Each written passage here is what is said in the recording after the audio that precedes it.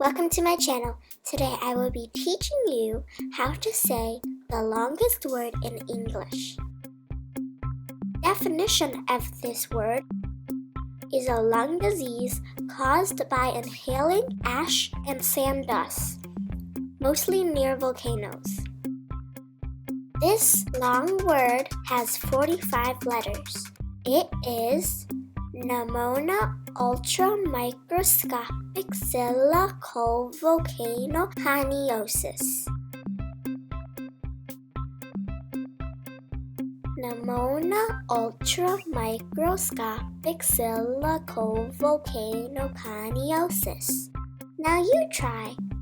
Pneumonia ultramicroscopic silicovolcanoconiosis. The P is silent. Now let's break it up so it's easier to say. Pneumonia ultramicroscopic silicovolcanoconiosis.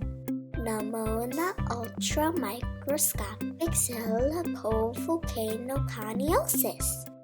Pneumonia ultramicroscopic silicovolcanoconiosis. Pneumonia ultramicroscopic silicovolcanoconiosis. What's the longest word you know? Thanks for watching Pink Penguiny, and stay tuned for more videos. Bye!